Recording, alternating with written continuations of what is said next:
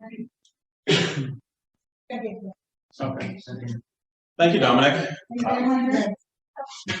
My name is Kurt DeVetter. Hi there, folks listening and watching on TV. That's great.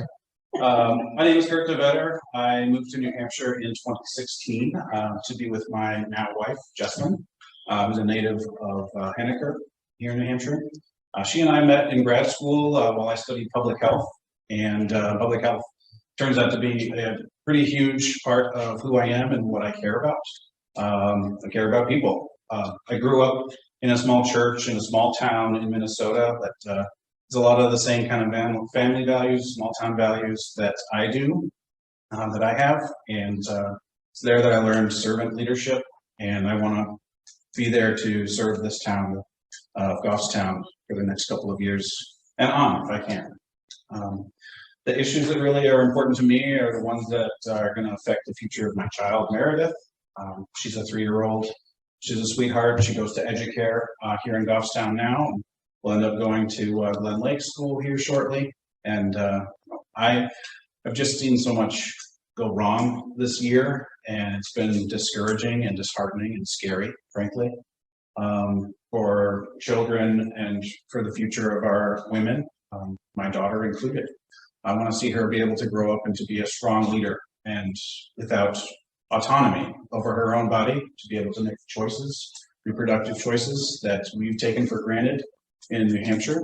Up until recently, we didn't have any laws standing up against women's choice. So I'd like to, as they did earlier this year, overturning Roe, they put it in the hands of the states to decide what should be women's rights. And I want to tell them, send a strong message that, we'll act, we'll go to the state houses, we'll speak up in Concord and protect those reproductive rights. So those are just a couple of really important issues to me. Like I mentioned, studying public health. I know our education system is critical. I know the health of our seniors and of our newborns is critical, and providing the resources from the state to these institutions is the only way that we can really make a difference in a meaningful level. As individuals, we're only as weak as a grain or a strand of wheat, or as a single thread. But together, like you see us here together tonight, we're strong. We're going to show them on Tuesday next week, and we're going to show them in November what we can stand up and do.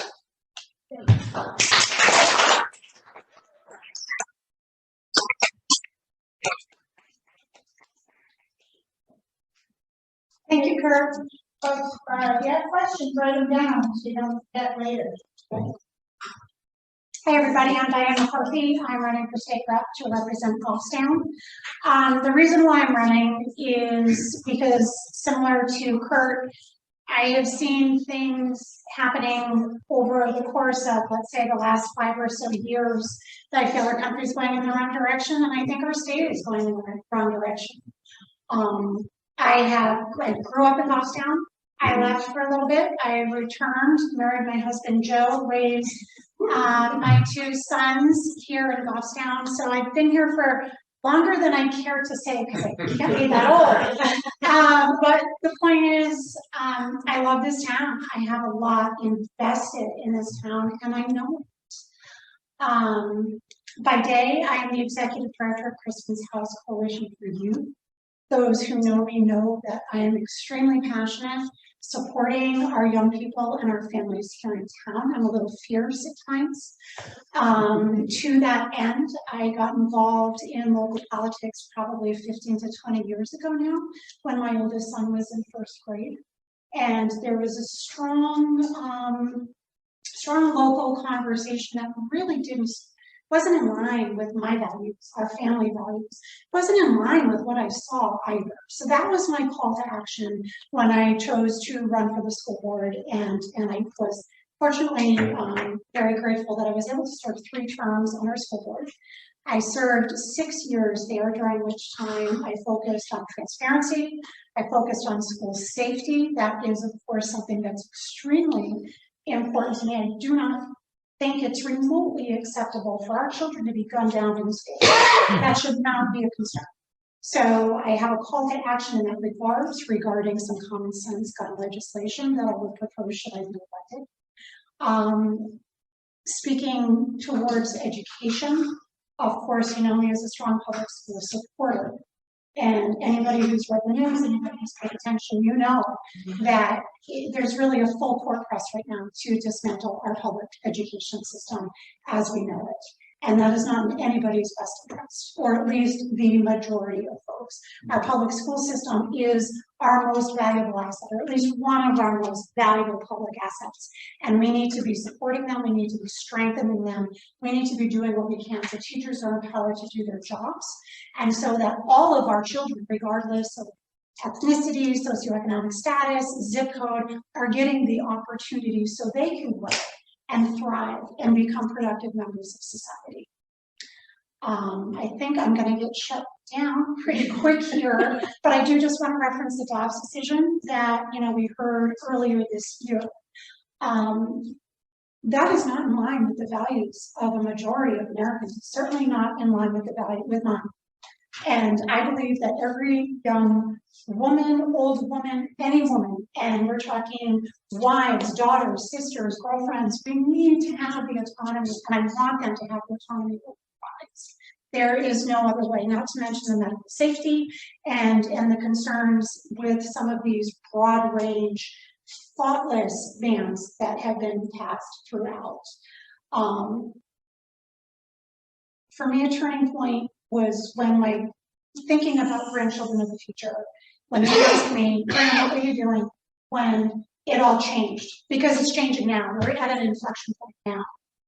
There was no other acceptable answer for me besides doing everything I can. So I do offer that energy, I do offer that passion. I am very thoughtful in one of the write-ups I did. I'm not big on agendas. I'm not interested at all in special interests or doing what is easy. I am, however, extremely invested in doing what's right, and I work really hard to that end. Kurt is clapping already, so it's time to run.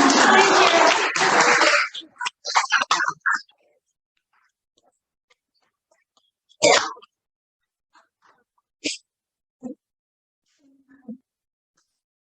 Hi, I'm Dave Trumbull. I'm probably the one person here who doesn't live in Goffstown, I live in Ware, and I'm in the Flotarial district for Goffstown and Ware.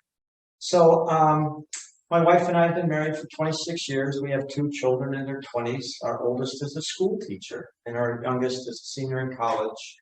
And my wife's a teacher of deaf and hard of hearing students. As for me, I've been a certified organic farmer for the last 36 years, and I also coach debate at a college here for the last 44 years. I just started like 44.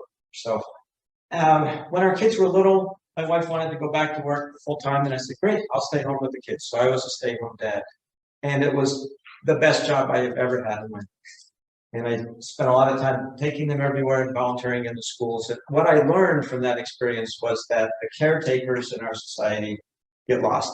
They get left behind, not appreciated enough. And I think if you elect me to go to Concord, I'll try to make sure that they get put on the top of the to-do list. And specifically, one example would be a family medical leave act, something that would apply for all the workers in the state. It could easily be done in a lot of other states. I had another experience when I was in my 20s. I went to law school, became a member of the bar, and I set up a law clinic to serve people who had serious mental illnesses, people in the state hospital, people who had been ended up in the county jail on nuisance charges, people in the community who were trying to access community mental health services. And we really don't have an adequate mental health system in New Hampshire. So I would also say that healthcare in general, but specifically mental health care as well, we need to do a better job of funding these programs. And this goes against the whole philosophy from the other party, which is let's see if we can just tear down government and just see what happens. It's like an experiment that we people of New Hampshire don't have to say yes to. We can say, no, thank you, we don't want to do that, because government has legitimate purposes like providing health care and mental health care. So my goal is to, as I've been walking around campaigning on knocking on doors, this is going to be the 5th week and we're doing it. I'm telling people I'm going to be respectful and polite, but I'm also want to be a passionate advocate for the things I believe. I think we can be polite and passionate at the same time. We need to bring the temperature down in the room so people can go back to talking to their neighbors and their relatives again without having everything end up like politics. So the things that I'm really passionate about are, number one is investing in our public schools. Let's make sure that they get the first dollars that go into those funds rather than sending them off to the private schools. And let's take the target off the back of our teachers. This divisive concepts bill is so vague, teachers don't know what they're teaching. They are going to be afraid to teach these important social issues, and it's their job to help our children learn so that they can go deal with the issues in the future. Second issue I'm passionate about is personal rights and human rights. I'm going to start with women's rights. The reproductive rights should be left to a woman and her doctor to make that decision. The government should not be involved in that. And if elected, if you elect a majority of Democrats, they will come forward this time and take Roe v. Wade and codify it and put it into law in New Hampshire. Because that bill was proposed in the last legislature by the Democrats and it was voted down by the Republicans. So that's a simple solution. Massachusetts did it. Every other state in New England has done it except for New Hampshire. The second area of human rights I'm interested in is LGBTQ rights. They should be treated as human rights. Everybody should be treated equally. High school is a tough place to be. We all went to high school. It's especially hard for our young children who are members of the LGBT community. They are verbally harassed. That's just the way it is. But right now, the state legislature is piling on. There were 7 bills proposed in the last legislature that would diminish the rights of people who are members of the LGBTQ community. That's unacceptable. It's shameful that they would be trying to make life harder for them. The third issue of rights is voting rights. This is the most fundamental right of all. If we can't vote effectively, then all of our rights become jeopardized. And there are constant efforts to try and make it harder and harder to vote with these. Well, that's not the way it should be. We should be making it easier for people to vote because not everybody can get there between 7 o'clock and 7 o'clock on voting day. For very good and legitimate reasons, we should make voting access a priority. The last issue I'm really passionate about is the environment. I'm an organic farmer. I've been doing this my whole life. This means a lot to me because it's the future of our planet. It's our children deserve to have a planet that's as good as the planet that we've enjoyed throughout our life. And it's a real problem. It's not a tomorrow problem or a next decade problem. It's a today problem. 1/3 of Pakistan is underwater and flooded this month. And 1 million homes have been destroyed there. That's like every home in Vermont, New Hampshire, and Maine all put together. Imagine if in 1 month, every home in our 3 states was gone. And it's going to be an uninhabitable planet. They're saying now that in 30 to 40 years, 2 billion people on this planet will be living in places that are uninhabitable, including 100 million Americans. That's like 1/4 of our population. We can fix that problem if we put renewable energy as a top priority. We know how to do it. We have the resources and technological know-how. We just have to actually do it. And that should be a top priority. Doing so would also bring competition to the energy sector. Right now, it's what we get from Seabrook plus all fossil fuels. There's no competition. You bring in renewables, you create competition. When you create competition, the prices go down.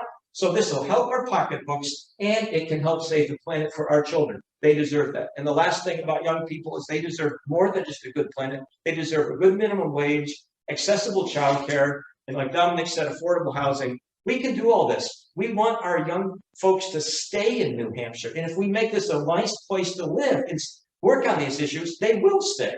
So thank you very much. Thank you.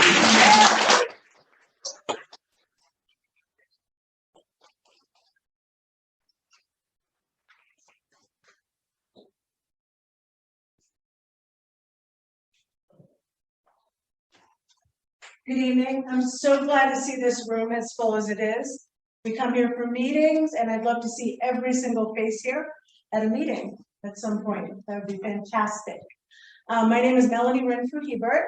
I'm not a lifelong resident of Goffstown. I moved here about 10 years ago with my wife and my 2 children, then 1 child, but now I have 2 children in the Goffstown School District, Glen Lake and Mountain View this year. We moved here for the same reasons you guys are here. Small town values, quality education, and just a great community of people. I've been really, really humbled to be able to work with people on community projects and also to hold office in Goffstown. on the budget committee, trustees of the trust fund, and the community economic development council for Goffstown. So I try to stay busy. I also, for some reason, and I don't know why, I'm the committee chair for the Scouts. I've never scouted before in my life. I try to avoid it if I can. And I have boys. I also have daughters and granddaughters. Most people don't know this because they're much older than my boys, but I have two granddaughters, one that turned 10 years old yesterday, and the other one is 14. My granddaughters are rapidly coming up against some of the issues that we've been talking about here tonight, and that I'll talk about a little bit more if you'll allow me the leeway. I'm passionate about our school system. I'm passionate about protecting our teachers. I'm passionate about making sure our children get a quality education with the full funding that the state should be guaranteeing them. I'm passionate about communities, as Dominic mentioned, that are property poor. And because of that, their children are not getting the same quality education that we enjoy here in Goffstown. There's a way to fix that. And I want to go to Concord and talk to them about that. I'm passionate about fair wages. And I do not believe that two companies in Goffstown offering a $15 minimum wage means that our wage problem is over. It's not mandatory. They can change at any time. And our people will suffer if all companies aren't forced to pay a reasonable living wage. I'm passionate about economics. I want to make sure that every person has an opportunity to be able to live in safe and affordable housing. I want to make sure that they're able to work at a job that they make enough money to be able to support their families. I want to make sure that we're providing for our elderly in a reasonable way. I'm pretty sure I'm going to be one of them before I know it. I might actually live here. This is actually a great building to live in. I'm passionate. I worked for the state, and I was fortunate to be part of a fantastic union that did a lot for the individuals who worked there. I never knew before I worked for the state that everybody pays towards a union, whether they are getting membership or not. They all pay a small part. Why? Because we need to defer those costs in order to be able to provide representation for everybody in the group. The same with the healthcare, the paid family leave. It's not a true paid family leave in New Hampshire. It's an insurance scheme, basically. It's not supported by every single person. Therefore, it doesn't defer the cost for every person. Okay, so I want to make sure that people can access paid family leave. I want to make sure that they can have a voice, such as through a union, or all workers should have a voice in their place of employment.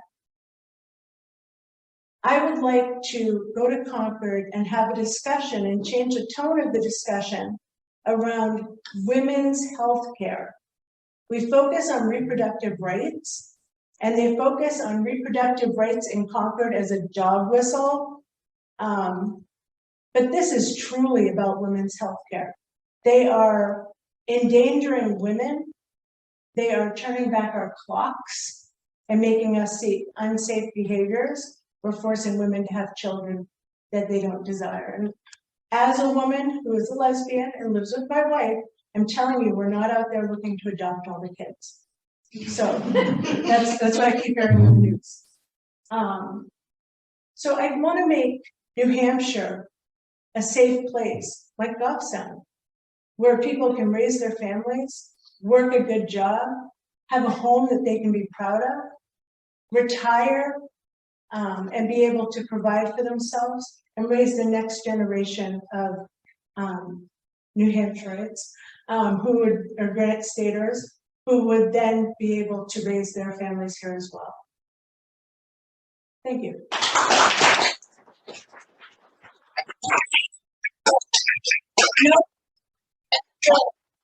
There the entire time. Thanks. Thank you. Well,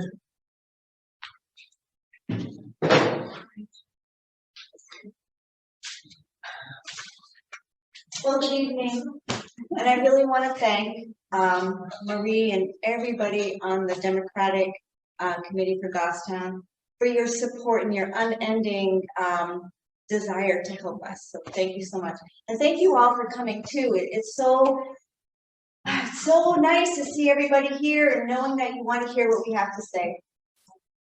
Well, my name is Judith Gaynor Johnson, but please call me Judy. I've been a Goffstown resident for 33 years, and I'm running to be a state representative for the Hillsborough County District 44, which covers Goffstown and Ware. I am a wife of 39 years, and yes, he still loves me, and I still love him, which is amazing. I have 2 daughters, Erica and Christina, and I'm really lucky to have 3 amazing grandchildren, Lincoln, Jane, and May. My background my career started as a corporate training and development specialist. And then I moved into real estate, got my real estate broker's license. Then I became a public education teacher, which was my longest career, 26 years. And now I'm a small business owner for the last 9 years. I'm a political outsider. And the reason I got involved is because I've really had enough.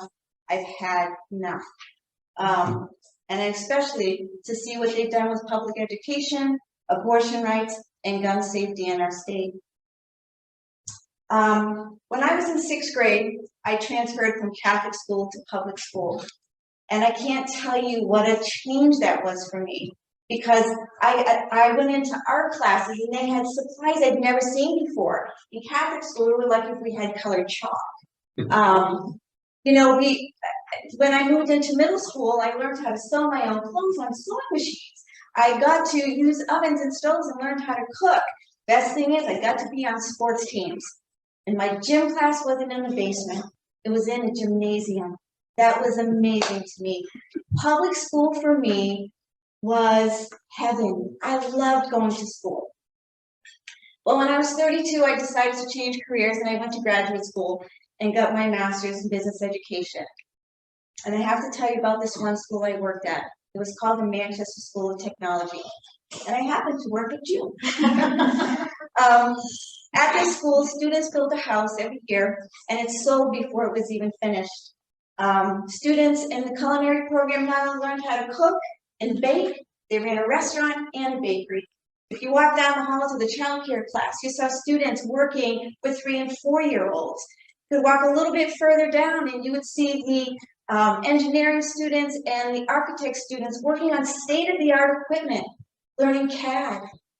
High school for those students was magical, and it was magical as a teacher to watch. I am so dedicated and passionate about safeguarding our public school system. Watching the legislation come out of Concord this year, I was disgusted. I'm sorry to use that word, but I was sad. I was brokenhearted. I want to be a voice for the true values of New Hampshire, because I know there's much more people like me than there is like them. Today, more than ever, I have to tell you, we have to support our teachers. The last 3 years, our teachers have been through hell and back, and I know because my daughter's a teacher, and I became a 1st grade teacher and a preschool teacher for her children during the duration of all of that. And many of them had no training to go remote. I just want you to know that.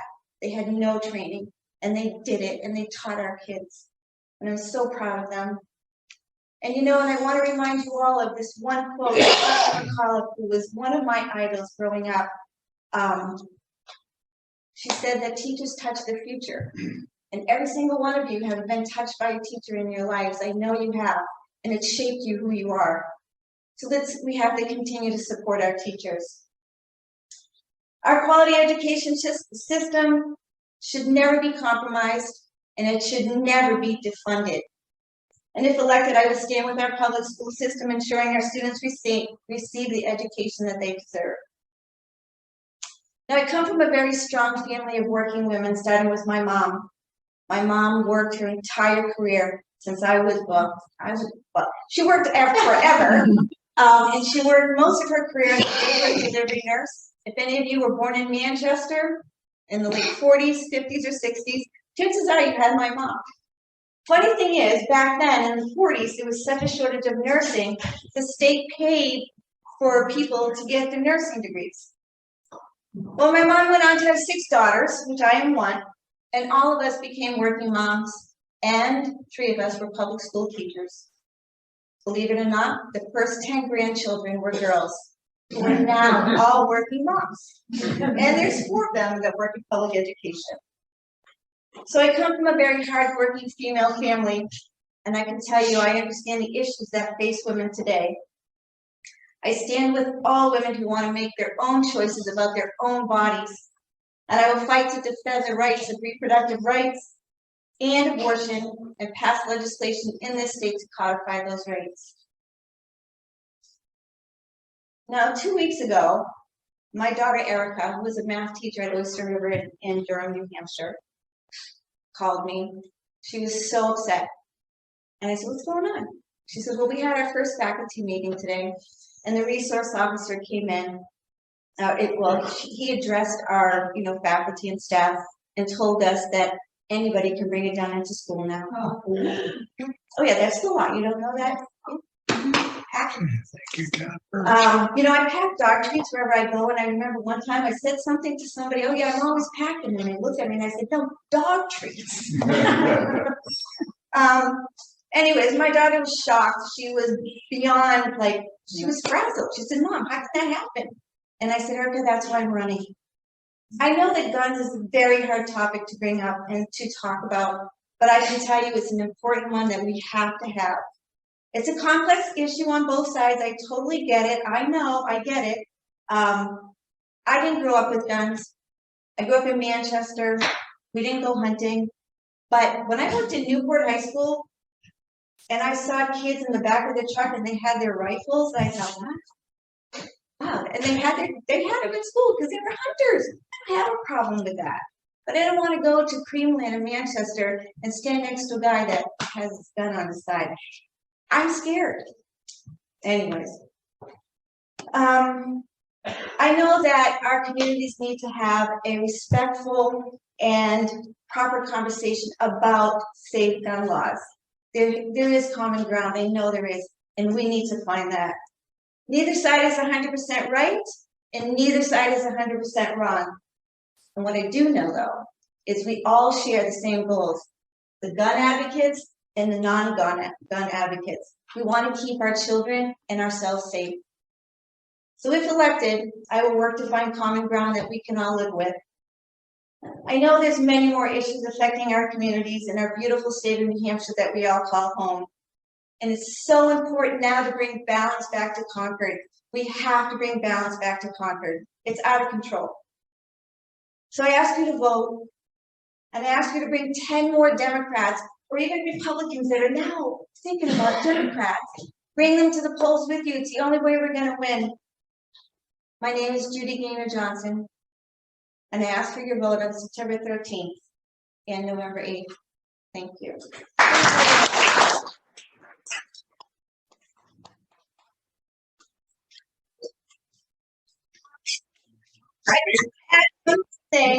I just read, the school voucher program is now at $14.7 million of our tax money going to private schools and homeschoolers. Yeah, isn't she? 425% over budget. Anyway, it's my honor to introduce you to our next senator.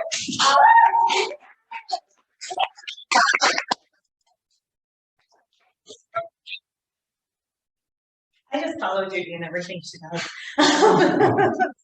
So first off, I have to say thank you. It's been 11 days. 11 days since I sat down with Donna Suski, my husband Jeff, who is my biggest supporter and partner in all of this, and said, yes, I will do this. For those of you who don't know, I am from Manchester. I am born and raised in Manchester. I am incredibly passionate about my home community. During COVID, watching everything going on, I became increasingly frustrated with the fact that everybody lost sight of what the community needed and lost sight of what was important for the people that lived in our communities. And the board meetings were a disaster. There were fights, everything became partisan. So in my frustration, I had a crazy idea and looked at my husband and said, maybe it's time. I was never going to run for office. Maybe it's time to run. And, you know, he, of course, the first response is, well, what took you so long to decide this? So then we had to decide where I was going to run. Kevin Kavanaugh is a very dear friend of mine. I grew up with Kevin. Kevin is our alderman for Ward 1, and he is the former District 16 senator who is now running to join the executive council and give us a better voice on the executive council. So we knew Kevin was solid and I would never compete with Kevin. So the only other option was to run for at-large in Manchester. For those of you that don't know, we have 2 at-large seats that represent every ward in the city. So that is a huge task. We started in March of last year to win that seat. Somehow, and I know it was through talking to voters, knocking doors, and being out there, and as someone said earlier, it's just being honest with your voters and having those discussions. Not only did I win the seat, I took out a 34-year gentleman who had been there forever. My dear friend, it gets better, my very good friend who was a very beloved fire chief and got us through COVID. And the best win of all was 5% above a 24-year-old Trump-loving alderman at large. So unfortunately, he's still on the board, but I beat him by 5%. And we did that with support of the community, and we did that with us just getting out there to talk to voters. So this 11 days is a challenge because I'm now asking everybody to take a giant leap and to support me, and I have given you very little data about me. And it really is just because we have not had time to breathe and catch up. As alderman at large in Manchester, one of the things that I keep running into is I can't do this because the state doesn't allow me to do it. There's a law that prevents me from doing this.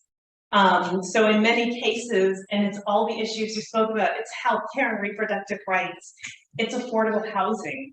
With affordable housing, we have zoning restrictions that I can't even work into my zoning ordinances, incentives for landlords to do affordable. So there's so many things that hinge on state law. It's energy and the environment. It's safety in schools and in our community. The fact that someone can bring a gun into a public school is absolutely appalling. It should not happen. And I do respect gun rights. I did follow Judy for 2 years at Newport High School when she left, and my first event was a football game that I had to chaperone because I was the new teacher. And it was the same thing. It was the guns and the cars. It was the hunting knives, because that's what they did. The biggest excitement at the end of the day of school was, you know, when the parents would pick the kids up and the giant deer was strapped across the hood of the car. That's, and I respect that. They were safe, they were respectful, but it's very different when I'm walking around Manchester and I have people with a giant gun strapped around their thigh at a city meeting. The gentleman that sits next to me on the board of mayor and aldermen carries a gun to every single meeting. I trust my police chief who's sitting in the audience as a way better person to protect me than the person sitting next to me. And it's things that we have to have those respectful discussions, and we have to find a way to find what that middle of the road is. And as Judy said, gun owners are supporting common sense gun laws. They're supporting it. Republicans are supporting reproductive health care. We've just got this extreme faction that is a lot louder. There's not as many of them. They scream and yell, and people tend to just fall in line with that. It's education and property taxes. And to see that news today that we are 425% over budget. And it's not just that the money's coming from public education. It is going to wealthy private schools. It is going to homeschooling, and it is going to religious institutions. And the state is not monitoring anything that they are doing. There is no certification. There is no checking in on them. We have no checks and balances. We are just writing blank checks to do whatever they want to do with our children. The more conservative side, on the Republicans, they're afraid to educate our children. If we educate our children, if we let the teachers do what they should do to do their job, then we're letting them broaden their minds. We're letting them question authority. We're letting them ask what's going on. And that's something that we don't want. On the other side, if we keep them in a box then we can just propagate whatever we want to tell them to do. The Dems need to fight back on that. We also have the overall issue of equality. You know, they came after and took away women's rights. They just gone. Now they are going to go after jobs. They are going to outlaw gay marriage. The next thing you know, they will be going after Brown. There is no stopping what's happening right now. What I feel so great about is one, I cannot tell you how much I appreciate the fact that you're all here and that you're all willing to help me with this race. We've got to beat Barbara and we have got to beat Yakubovich in Hooksett. And I think it's very possible. One of the things getting into this race, my biggest concern, and my husband knows this too, is I don't do anything halfway and I hate losing. I would not be standing here today if we did not look at the numbers.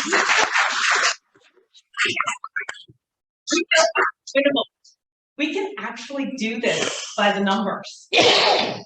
And while I am behind the 8 ball, we do have QR codes on the table. We're trying to get more information up and out to people.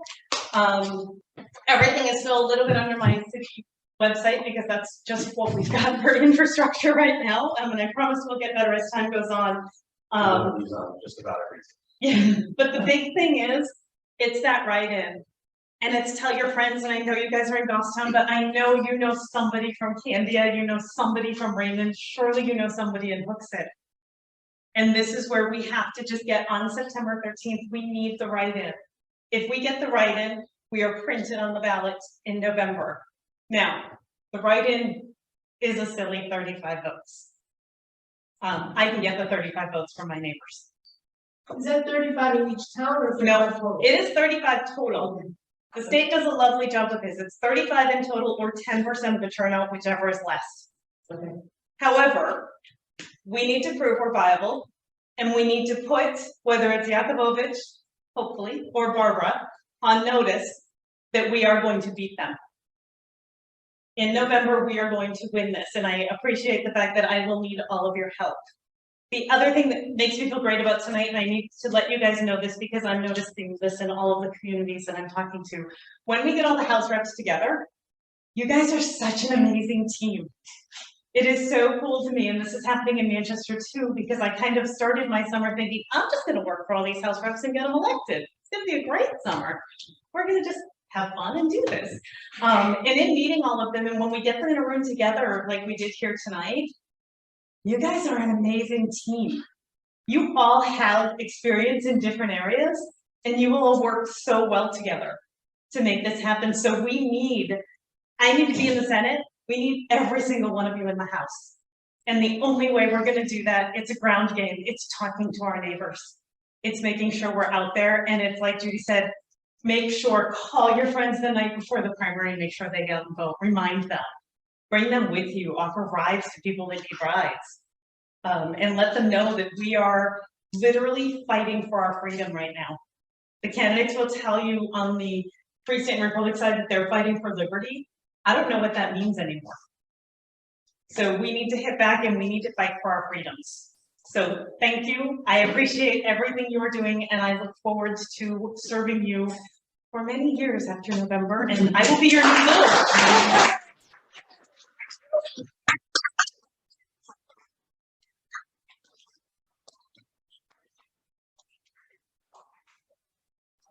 Thank you, Karen. Thank candidates. We have one more, Judy Manzo. Say what time should I be about? Or what time should I be? That's what I said.